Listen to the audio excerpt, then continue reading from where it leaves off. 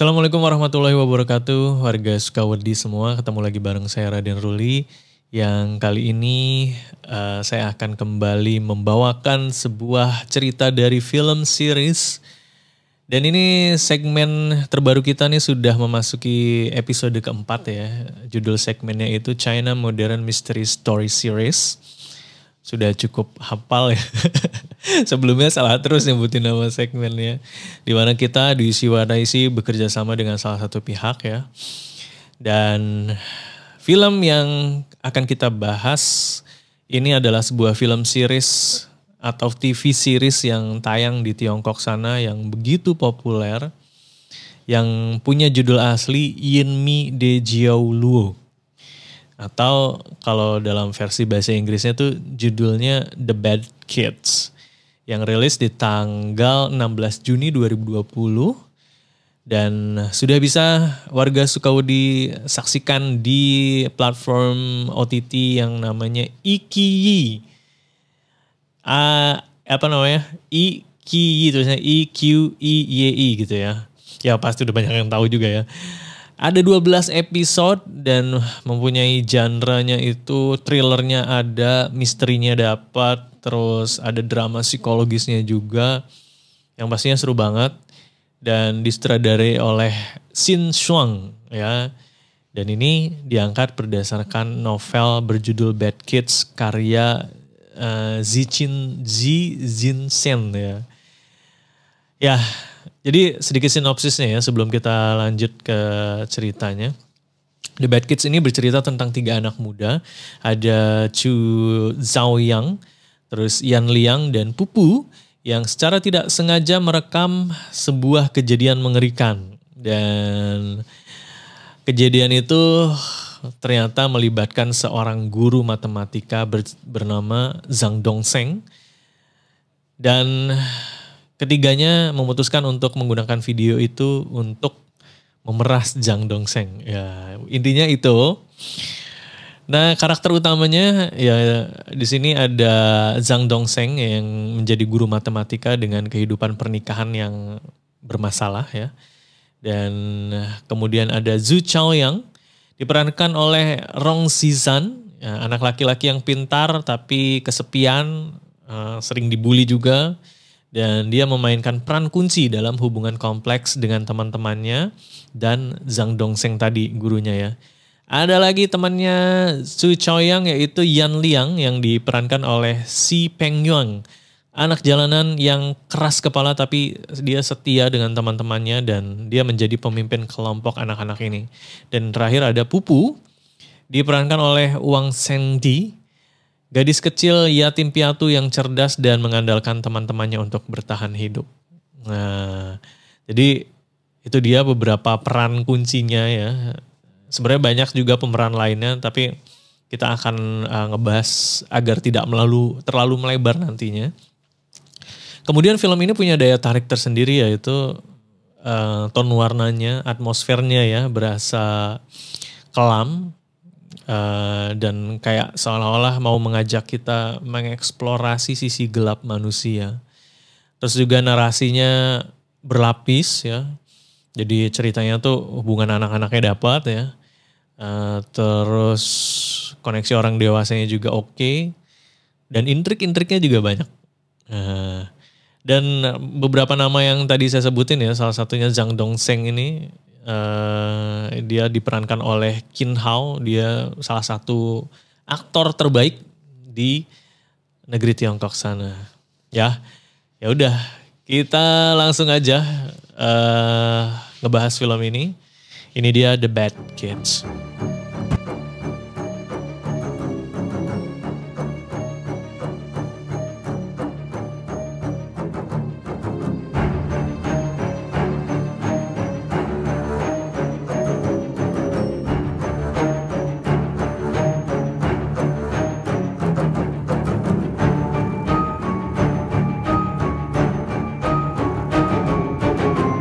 你选择相信什么？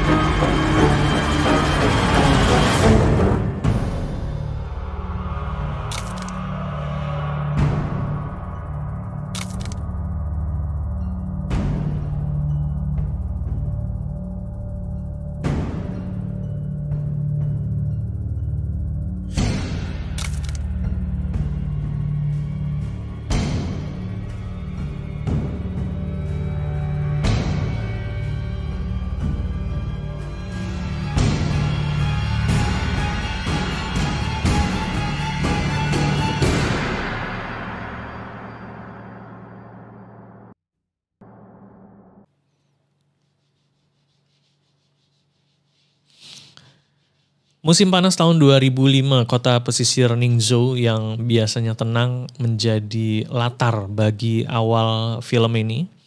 Dan kita diperkenalkan pada Su Choyang, seorang anak laki-laki yang pendiam dan cerdas. Choyang sendiri tinggal bersama ibunya, Zhu Chunyong, setelah perceraian orang tuanya.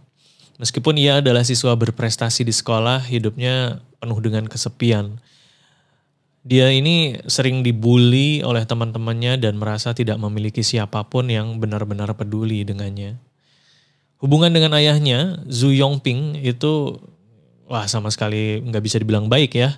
Yongping telah menikah lagi dengan Wang You, seorang wanita ambisius dan sekarang sudah memiliki anak perempuan bernama Zhu Jingjing yang sering bersikap nakal terhadap Choyang. Hubungannya ini kompleks ya, hubungan keluarga ini ya, dan sering menciptakan rasa semacam kayak rasa isolasi ya, tersudut ya bagi Choyang sendiri. Kemudian di sisi lain di kota ya, itu ada dua anak yatim piatu bernama Yang Liang dan Pupu yang melarikan diri dari panti asuhan. Yang Lian ini adalah anak yang pemberani, protektif terhadap Pupu dan yang lebih muda ya dan polos. Mereka berusaha bertahan hidup dengan cara mereka sendiri. Nasib mempertemukan mereka dengan Choyang. Yan Liang mengenal Choyang dari masa kecil mereka dan meminta bantuan. Awalnya Choyang ragu untuk membantu tetapi ia akhirnya mengizinkan Yang Liang dan Pupu untuk tinggal bersamanya secara diam-diam, menyembunyikan keberadaan mereka dari ibunya. Jadi kabur dari panti asuhan, ditolonginlah sama Choyang tuh, tinggal di situ di rumahnya, tapi diam-diam. Nah, akhirnya mereka bersama, terus kemudian ada momen ketika mereka mau mengisi waktu luang ya, namanya anak-anak ya. Ketiganya ini memutuskan untuk mendaki gunung Liufeng. Mereka membawa kamera dan berencana untuk merekam momen-momen menyenangkan. Tapi apa yang seharusnya terjadi, situasi itu menjadi mimpi buruk lah untuk mereka ya. Di gunung itu tanpa sengaja kamera mereka menangkap momen yang mengejutkan. Zhang Dongsheng, seorang guru matematika yang kalau di sekolah tuh kelihatannya tenang, kalem gitu ya. Itu terlihat sedang mendorong kedua mertuanya dari tebing. Dan kedua orang tua itu jatuh hingga mengalami kematian. Dan sementara Dongsheng dengan wajah dingin berjalan menjauh seolah tidak terjadi apa-apa. Nah, siapa Zhang Dongsheng ini? Zhang Dongsheng ini adalah pria yang menjalani hidup dengan tekanan yang besar. Terus kemudian pernikahannya dengan Su Jing itu berada di ambang kehancuran. Mertuanya jelas tidak menyukai Dongsheng, mendesaknya untuk menyeraikan Su Jing itu ya, istrinya. Dan merasa hidupnya terancam runtuh dan warisan mertuanya berada di luar jangkauan, Dongsheng mengambil keputusan yang mengerikan. Ia mengundang mereka untuk mendaki gunung, berpura-pura ramah hanya untuk mendorong mereka dari tebing dan menghilangkan hambatan dari hidupnya. Setelah kembali dari gunung, tiga sekawan ini ya, Choyang, Yang Liang, dan Pupu memeriksa rekaman kamera mereka. Ketika mereka melihat video pembunuhan itu, mereka terkejut. Ketiganya bingung, kita mau ngapain ya, harus melakukan apa? Kalau ngelapor polisi kayaknya terlalu beresiko kalau menurut anak-anak di usia mereka ya. Terutama karena mereka udah hidup dengan masalahnya yang masing-masing ya. Dan episode ini berakhir dengan ketegangan yang tinggi. Satu sisi Dongsheng merasa bahwa telah menyelesaikan masalah tanpa saksi atau bukti. Tapi di sisi lain, ketiga anak itu kini memegang rahasia besar yang berpotensi menghancurkan Dongsheng. Tapi mereka tidak menyadari bahaya yang akan datang kalau Dongsheng mengetahui bahwa ada orang yang mengetahui kejahatannya. Dan itu episode pertama ya. Episode pertamanya aja udah wow. Premisnya luar biasa. Kita lanjut ke episode yang kedua yaitu Choyang, Yan Liang, dan Pupu ya. Tiga sekawan ini akhirnya menyadari bahwa rekaman di kamera mereka itu adalah bukti pembunuhan ya dari Zhang Dongsheng terhadap mertuanya. Meskipun mereka tidak sepenuhnya memahami dampak dari apa yang mereka saksikan, mereka mulai merencanakan bagaimana memanfaatkan video tersebut. Konflik di antara mereka pun akhirnya terjadi ya, karena mereka semua memiliki pandangan yang berbeda tentang apa yang harus dilakukan. Contohnya ya, Yang Liang ini merasa bahwa video ini bisa menjadi alat untuk mendapatkan uang dari Zhang Dongsheng. Yang Liang mikirnya begitu. Pupu ini yang polos ya, tapi realistis, mengingatkan mereka tentang bahayanya jika melibatkan diri dengan seorang pembunuh. Sedangkan Choyang yang lebih pendiam, ini kayak terjebak di tengah gitu ya. Tapi akhirnya setuju dengan rencana Yan Liang untuk mengirim peringatan kepada Zhang Dongsheng. Ya kalau Yang Liang dan Pupu kan memang dari kecil yatim piatu ya. Jadi mereka benar-benar hidupnya struggling. Jadi ya gak salah kalau mereka mikirnya keuntungan ya. Akhirnya apa yang dilakukan oleh mereka yaitu Yang Liang dan Pupu menulis surat anonim kepada Zhang Dongsheng dan memperingatkannya bahwa mereka memiliki bukti video dari pembunuhan tersebut. Dan surat ini menyiratkan ancaman. Tetapi tidak langsung meminta sesuatu ya di surat pertamanya ini. Mereka meletakkan surat itu di kotak surat di rumah Zhang Dongsheng. Zhang Dongsheng yang awalnya merasa aman setelah membunuh mertuanya, dengan membaca surat itu akhirnya mulai terasa terancam ya. Ia mencoba mencari tahu siapa yang kemungkinan memiliki bukti tentang kejahatannya ini. Dan karakter Zhang Dongsheng ini ditampilkan dengan kecerdasan dan ketenangan, tapi ada juga rasa takutnya gitu ya, yang lambat laun tuh mulai kelihatan gitu dari mimik wajahnya bahwa Zhang Dongsheng ini sebenarnya takut gitu. Dan di sisi lain, hubungan Choyang dengan keluarganya semakin rumit ya. Zhu Jingjing, adik tirinya itu terus-terusan ganggu. Dan terus ayahnya, Zhu Yongping, itu kayak semakin acuh ya dengan Choyang dan ibunya. Jadi lebih peduli dengan keluarga barunya. Dan ini membuat Choyang merasa semakin terisolasi, baik di rumah maupun di luar rumah. Dalam upaya menemukan siapa yang mengirim surat ancaman itu, Zhang Dongsheng mulai mengamati lingkungan sekitar. Ia menemukan petunjuk kecil yang mengarah pada kemungkinan keterlibatan anak-anak.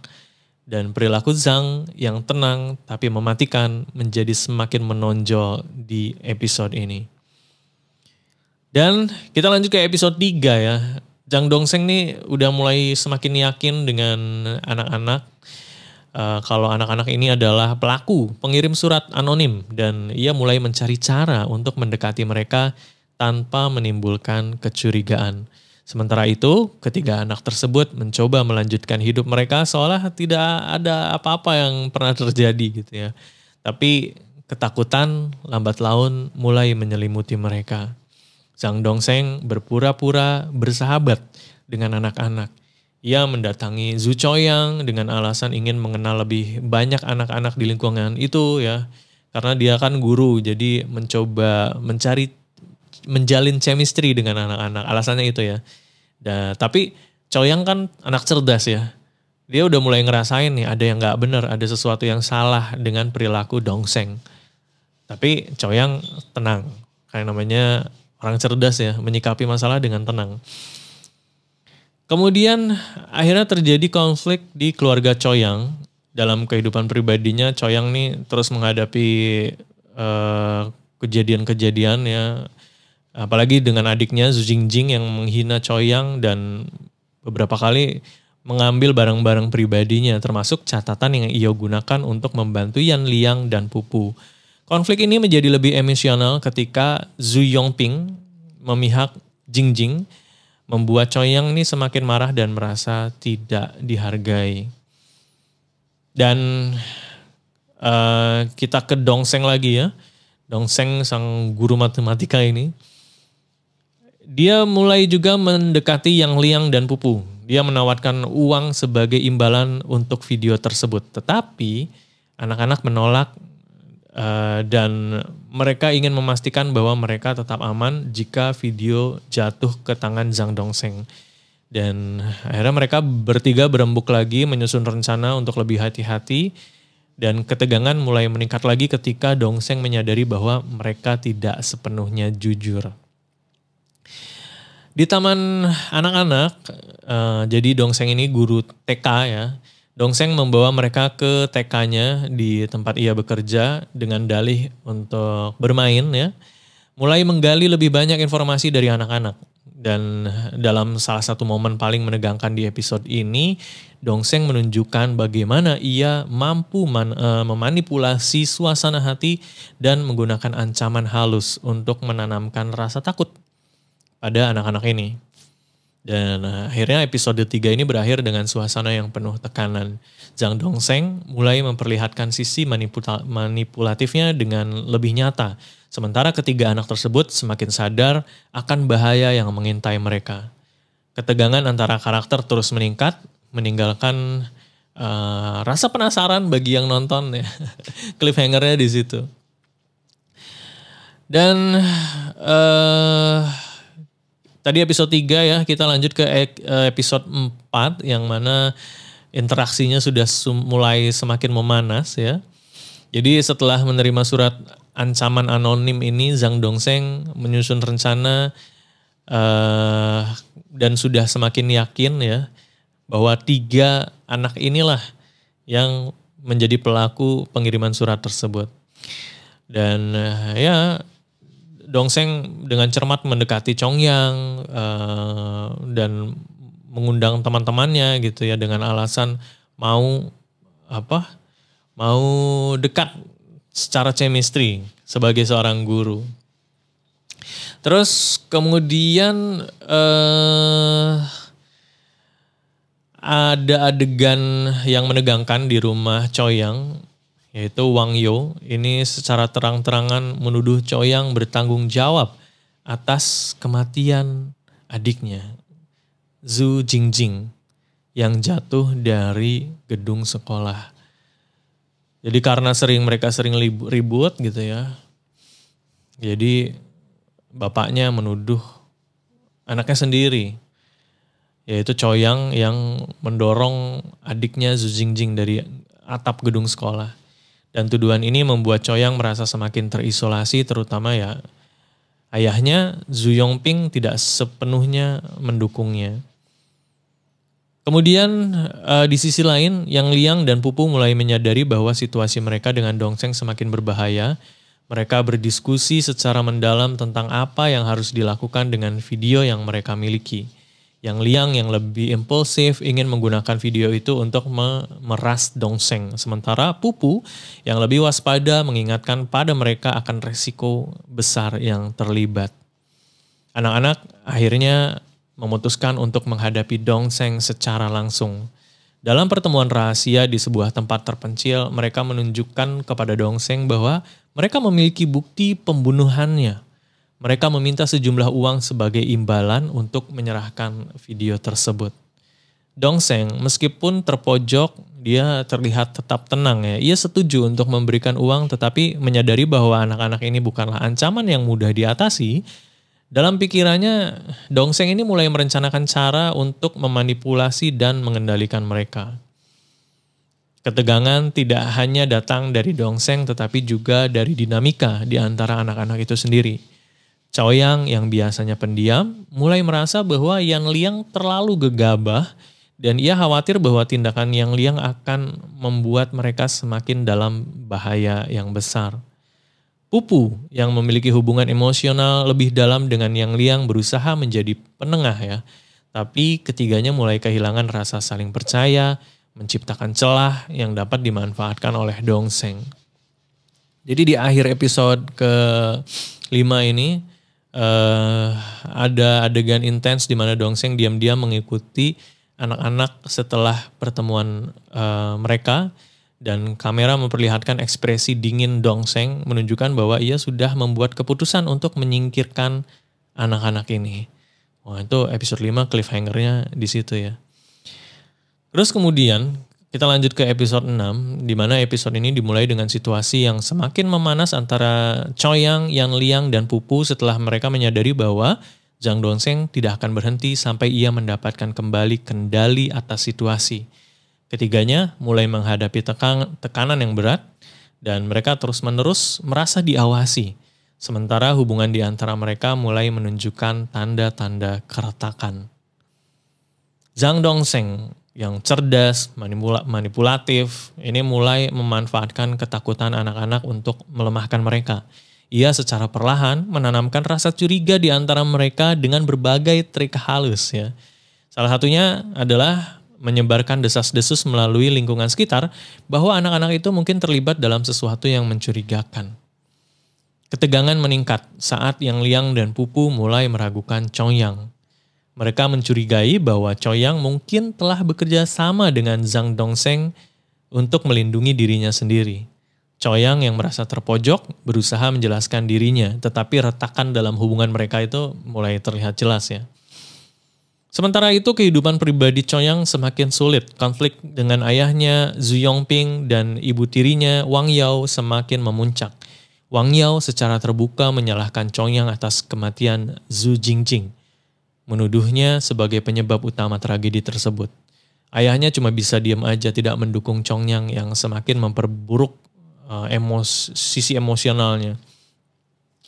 Jang Dongsheng di sisi lain menyadari bahwa hubungan anak-anak ini mulai melemah. Ia memanfaatkan situasi ini dengan mendekati Yang Liang dan Pupu secara terpisah, menawarkan kesepakatan kepada mereka untuk melindungi diri mereka sendiri jika mereka mau menyerahkan Choyang. Dan Dongsheng memperlihatkan keahliannya dalam memanipulasi orang, menanamkan rasa takut dan ketidakpercayaan di hati mereka. Dan episode ini berakhir dengan adegan di mana Yang Liang memutuskan untuk bertemu dengan Dongsheng sendirian dan mencoba menyelesaikan masalah ini. Tapi Choyang diam-diam mengikuti mereka, menyadari bahwa situasinya mungkin berubah menjadi sangat-sangat berbahaya. Lanjut ke episode 7. Ini Yang Liang bertemu dengan Jang Dongsheng di sebuah lokasi terpencil. Di dalam pertemuan tersebut, Dongsheng memanfaatkan kesempatan itu untuk menekan Yang Liang dan mencoba membuatnya mengkhianati teman-temannya. Ia menawarkan janji perlindungan, bahkan uang jika Yang Liang mau menyerahkan video pembunuhan itu. Yang Liang yang awalnya percaya diri mulai merasakan tekanan dari Dongsheng. Tapi ia berhasil menjaga sikapnya supaya tidak sepenuhnya tunduk pada permintaan Dongsheng. Sementara itu, Choyang yang diam-diam mengikuti Yan Liang ini mulai merasa bahwa Yan Liang mungkin telah berubah pikiran. Pupu juga mulai meragukan motivasi Yan Liang setelah mengetahui bahwa ia bertemu dengan Dongsheng tanpa memberitahu mereka sebelumnya. Hubungan kelompok ini semakin tegang dan kepercayaan di antara mereka hampir sepenuhnya runtuh. Di sisi lain muncul seorang detektif, namanya detektif Ye Jun, yang sedang menyelidiki kasus kematian mertuanya Dongsheng ya. Dia nih mulai menemukan petunjuk baru. Ia mendapatkan rekaman CCTV dari Gunung Liongfeng yang menunjukkan keberadaan Dongsheng bersama kedua mertuanya sebelum tragedi terjadi. Ia juga melihat adanya jejak aktivitas anak-anak di sekitar area tersebut, meningkatkan kecurigaannya terhadap keterlibatan mereka dalam insiden ini. Dongsheng merasa semakin terpojok. Ia mulai merencanakan langkah drastis. Ia menyadari bahwa selama video pembunuhan itu masih ada, ia tidak akan pernah benar-benar aman. Ia memutuskan untuk memancing anak-anak ke dalam perangkap yang dirancang untuk menyingkirkan mereka semua sekaligus. Hingga akhirnya Dongsheng mengatur pertemuan dengan ketiga anak tersebut di sebuah pabrik perikanan ya.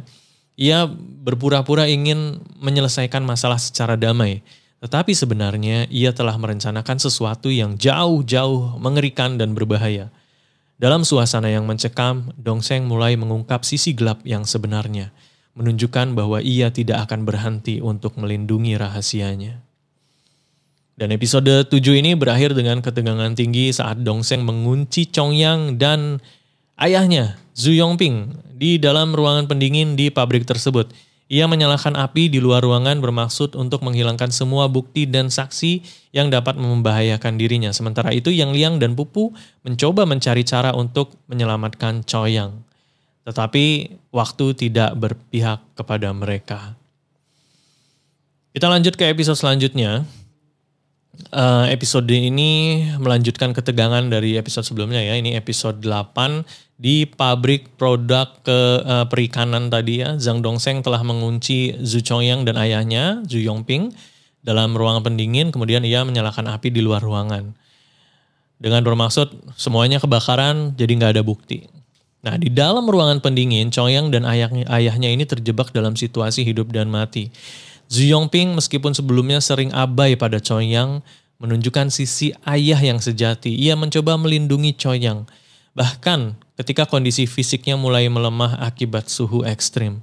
Chongyang dengan kecerdasannya mencoba mencari cara untuk membuka pintu. Tetapi situasi semakin mencekam ketika oksigen mulai menipis. Sementara itu, Yang Liang dan Pupu yang berada di luar pabrik menyadari bahwa Chongyang berada dalam bahaya besar. Mereka mencoba menyelinap masuk untuk menyelamatkan Chongyang, tetapi Dongseng yang licik selalu satu langkah di depan mereka. Dalam momen yang penuh resiko, Yang Liang akhirnya berhasil menemukan jalur untuk masuk, tetapi waktu hampir habis. Ketegangan mencapai puncaknya ketika Yang Liang berhasil membuka pintu ruangan pendingin dan menyelamatkan Chongyang. Tapi Zhu Yongping terluka parah ya, jadi tidak mampu bertahan dengan nafas terakhirnya. Zhu Yongping ini ayahnya Chongyang ya. Dan dengan nafas terakhirnya ia meminta maaf kepada Chongyang atas semua kesalahannya di masa lalu. Dan adegan ini sangat emosional, memperlihatkan hubungan ayah dengan anaknya yang berakhir tragis. Dongseng menyadari bahwa rencananya gagal, melarikan diri sebelum polisi tiba. Tapi jejaknya mulai terungkap.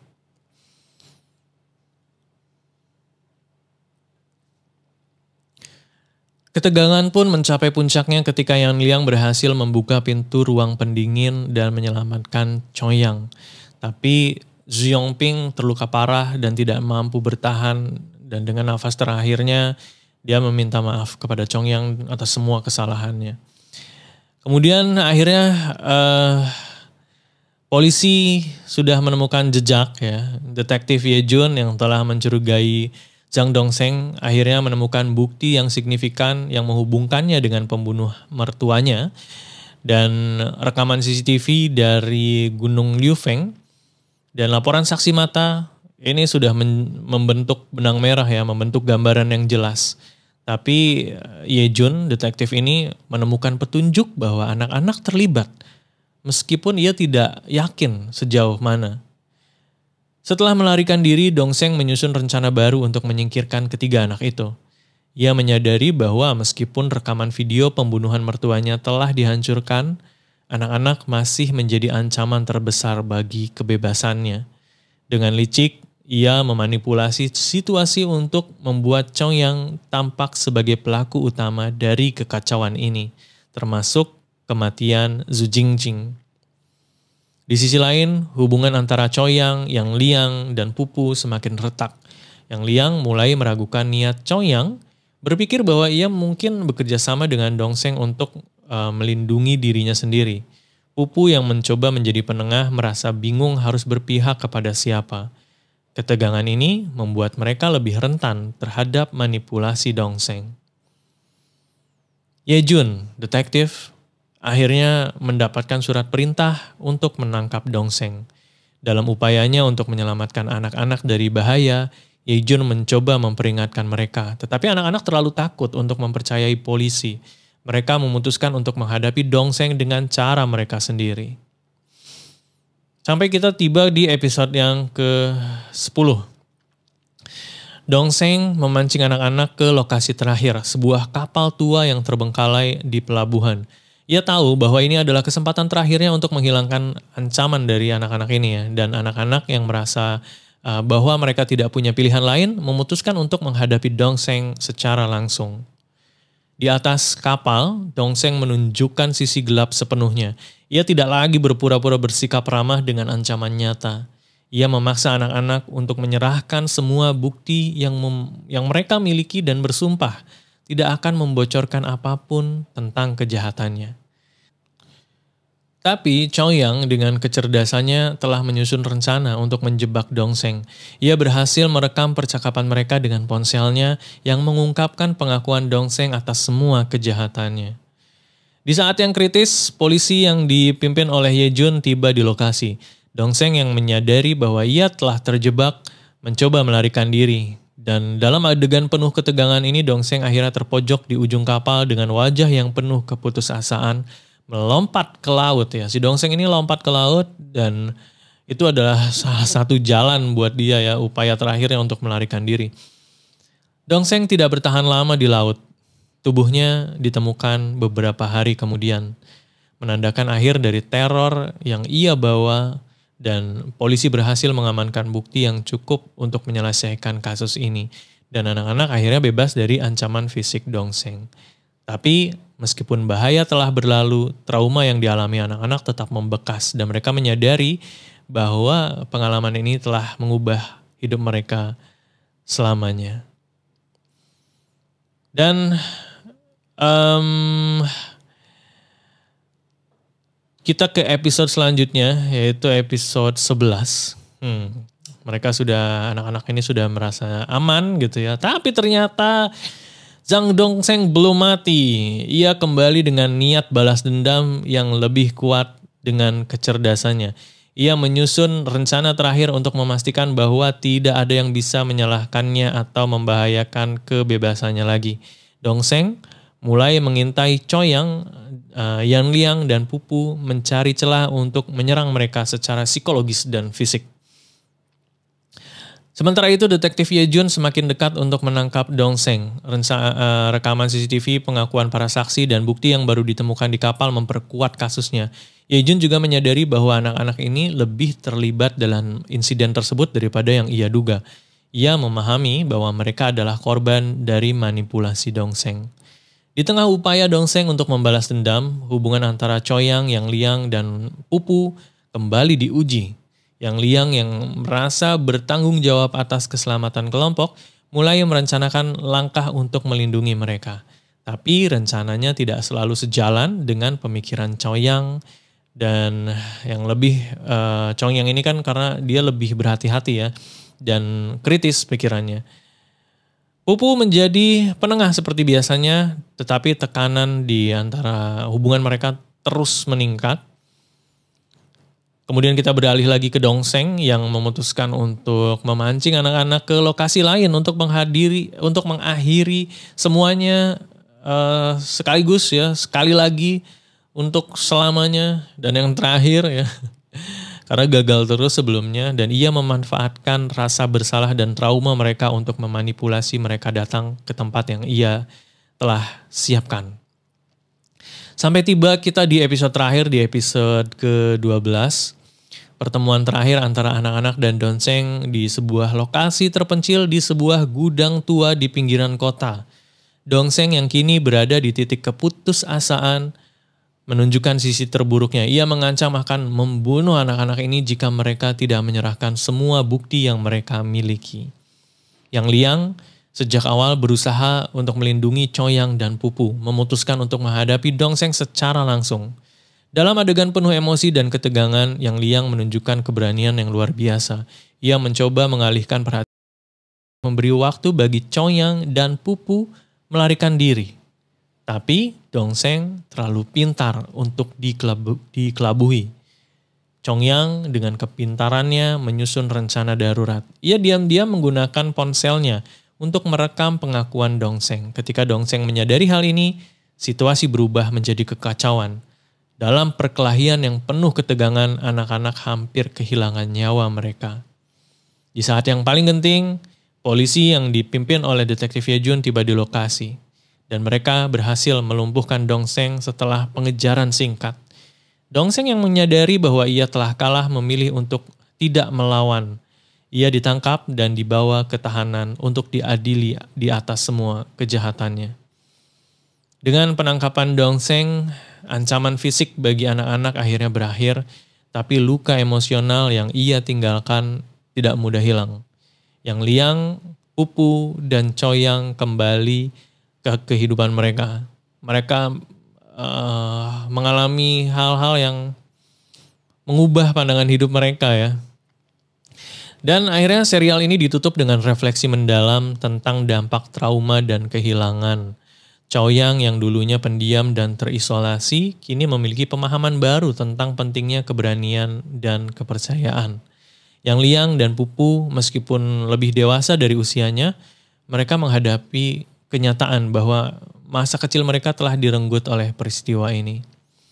Jang Dongseng yang digambarkan sebagai tokoh antagonis yang kompleks akhirnya menerima hukuman atas tindakannya. Tapi serial ini mengingatkan kita semua ya bahwa kejahatan dan manipulasi itu seringkali meninggalkan jejak yang jauh lebih dalam daripada yang terlihat. 2 episode terakhir The Bad Kids adalah puncak dari semua ketegangan dan konflik yang telah dibangun sepanjang serial. Dengan permainan manipulasi yang mematikan dan intervensi yang tepat waktu dari polisi, cerita ini mencapai resolusi yang penuh dengan emosi.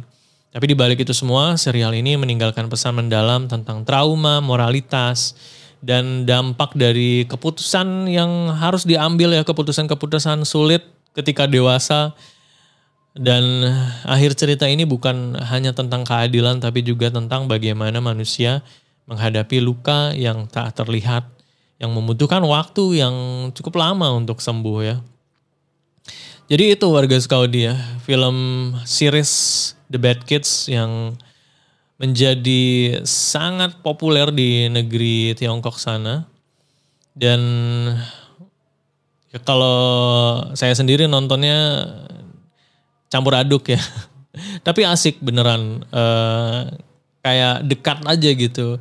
Walaupun memang secara kejadian kasus itu kan tidak relate ya, mungkin tidak semua relate, tapi dengan kehidupan mereka, keseharian mereka, gaya bicara sehari-harinya, terus kemudian lingkungannya itu cukup dekat ya dengan masyarakat Indonesia. Dan serial ini mendapat ulasan yang sangat positif dari kritikus dan sejumlah penonton ya, dari banyak penonton. Dengan ini akhirnya disebut sebagai drama Tiongkok terbaik dalam beberapa tahun terakhir. Dan beberapa skornya juga cukup tinggi ya. Rata-rata 8, bahkan ada yang ngasih 8,9. Dan apresiasi untuk film ini juga sudah mencapai banyak prestasi ya. Banyak penghargaan. Baik itu di bidang produksi TV-nya, sutradaranya juga, dan juga aktor-aktornya yang begitu kompleks, tetapi juga tetap bisa menampilkan performa terbaik. Anak-anak, orang dewasanya gitu ya, semuanya tuh kayak punya chemistry yang bagus gitu. Dan ya pokoknya kalau warga Sukawudi semua suka dengan cerita yang penuh teka-teki, karakter-karakter yang kompleks, dan atmosfer yang kelam gitu ya. The Bad Kids ini pilihan yang luar biasa bagus ya. Jadi bisa langsung saja nonton, cari di mana. Terakhir sih lihat di Iki ada ya, Iki. Terus juga kayaknya udah ya. Oh ya, lihat komentar kemarin ini ada yang komen gak nih? Coba lihat. Kok nggak ada ya di Netflix? Oh iya, jadi kemarin itu kita ngebahas judulnya Regeneration, film series juga. Ya memang nggak ada di Netflix ya. Coba di Iki ada nggak ya? Coba dicari deh. Ini dari Sigure Zero. Kok nggak ada ya di Netflix ya? Coba dicari. Terus ada juga Angga apa ya ini namanya? Long time no see Mas Ruli, kirain udah nggak di DUC. Nggak di DUC. Terus saya di mana dong kalau nggak di DUC? Ada lagi nih Miss Poris Project, mantep dah. Hahaha. Terima kasih Miss. Terus Diana, sayangnya agak sulit buat nyari film-film sebelumnya. Iya ya, masa ya. Film yang pertama Lost in the Stars itu ada di Netflix. Film yang kedua, yang ketiga coba dicari. Siapa tahu ada juga di Iki. Menyala abangku, Mas Bagus. Terima kasih Mas Bagus. Ya, jadi buat warga Skodi semua yang mau komentar, nanti dibacain di episode selanjutnya ya. Karena saya bakalan muncul setiap hari di jam 8 malam. Sampai nanti 12 episode ini beres ya. Jadi kalau misalkan mau ngasih masukan, misalkan wah Mas Ruli ceritanya kurang enak ya nggak apa-apa. Atau misalkan cobain film ini Mas Ruli, nanti coba saya tonton. Dan segmen ini tidak mengurangi, sama sekali tidak mengurangi jadwal cerita reguler. Jadi cerita reguler itu tetap tayang Senin sampai Jumat jam 8 pagi. Kalau segmen China Modern Story Series, tuh kan lupa lagi. China Modern Mystery Story Series ya. Itu bisa ditonton setiap hari, gak ada libur. Pokoknya Senin sampai Minggu itu bakalan terus ada sampai episode ke-12 nanti. Ya, jadi terima kasih buat yang sudah support. Lumayan ini ya, kita ngebahas film-film kayak gini membutuhkan effort yang luar biasa. Nonton puluhan episode dulu ya, terus kemudian di-review dan dibahas. Jadi terima kasih supportnya. Semoga nanti kita akan ada lagi segmen-segmen lainnya. Dan jangan lupa untuk subscribe channel ini, dinyalakan lonceng notifikasinya, di-share ke teman-teman yang suka. Dan saya Raden Ruli pamit. Wassalamualaikum warahmatullahi wabarakatuh.